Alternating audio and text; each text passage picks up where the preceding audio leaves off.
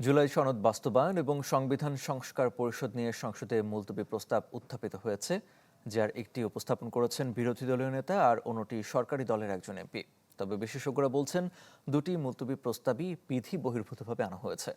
আলোচনা হলেও এই প্রস্তাব থেকে ফলাফল পাওয়া দুষ্কর। সময়ের সাথে সাথে দেখা দেয় নিত্য নতুন প্রয়োজন। রেডি থাকতে হয় প্রতি মুহূর্ত। তাই এলো ইনোভার, যেন আপনি লাইফে থাকেন রেডি প্রতিদিন। Innova, designed for now.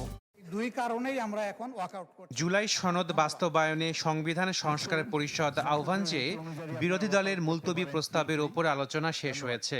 তবে সরকারি দল থেকে তা আমলে নিচ্ছে না এমন দাবি করে সংসদ থেকে বুধবার ওয়াকআউট করে বিরোধী দল। আপনার মাধ্যমে উপস্থাপন করছি। ওই দিনই জুলাই সনদ বাস্তবায়ন পদ্ধতি নিয়ে সরকারি দলের পক্ষ থেকেও একটি মুলতবি প্রস্তাব আনা হয় সংসদে, যার আলোচনা হবে 5 এপ্রিল। আব্দুল বারীকে গণপ্রজাতন্ত্রী দুটি মুলতবি প্রস্তাবই উত্থাপিত হয়েছে সংসদের কার্যপ্রণালী বিধির 62 ধারা অনুযায়ী। আর 63 ধারায় উল্লেখ আছে, একই অধিবেশনে যে বিষয়ে আলোচনা হয়েছে তা আবারও প্রস্তাব আকারে উপস্থাপন করা যাবে না। এছাড়া আইন প্রণয়নের মাধ্যমে যার প্রতিকার পাওয়া যায় তা নিয়েও মুলতবি প্রস্তাব আনা যাবে না। মাননীয় মন্ত্রী he very much belongs to this. এমন বিধান দেখিয়ে সংসদ বিশেষজ্ঞ কে এম মহিউদ্দিন বলছেন, দুটি মুলতবি প্রস্তাবই বিধি বহির্ভূত, যার কোনো ফলাফল নেই। যে বিষয়টা নিয়ে আপনি আলোচনা করবেন ওটার সমাধান যদি আইন প্রণয়নের মধ্যে হয়, তাহলে সেটা আপনি মুলতবি প্রস্তাব হিসেবে আনতে পারেন না। যে বিষয়ে একটা মুলতবি প্রস্তাব গৃহীত হয়েছে, সিমিলার কোনো ইস্যুতে পরবর্তীতে আর মুলতবি প্রস্তাব গৃহীত হওয়ার কোনো সুযোগ নাই, বিধিসম্মত না। তো জুলাই সনদের যে আলোচনাটা মুলতবি প্রস্তাবের মধ্যে গেল, এটার আমি ফলাফল কিছু পাচ্ছি না। কারণ হলো, মুলতবি প্রস্তাবের মধ্য দিয়ে আপনি কোনো আইন তৈরি করতে পারবেন না, আপনি কোনো ভোটে দিতে পারবেন না। ফলে জুলাই সনদের যে বিষয়গুলো আলোচনায় আসছে সেগুলো সমাধান করতে হলে সংবিধান সংশোধন করতে হবে।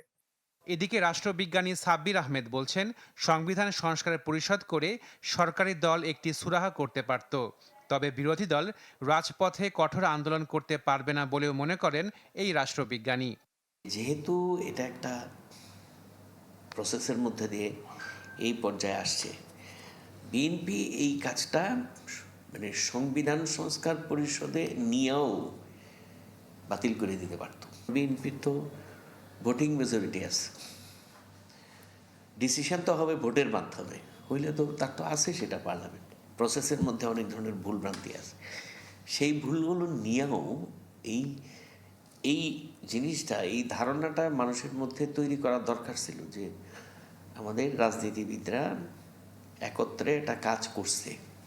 এই নজিরটা তো তারা স্থাপন করতে পারতেন। দীর্ঘ আলোচনার পর অন্তর্বর্তী সরকারের সময় রাজনৈতিক দলগুলো সই করে জুলাই সনদ, আর তা বাস্তবায়নে আদেশ জারি করেন রাষ্ট্রপতি, যার প্রেক্ষিতেই হয় গণভোট। আশাকিন প্রিন্স, চ্যানেল 24, ঢাকা।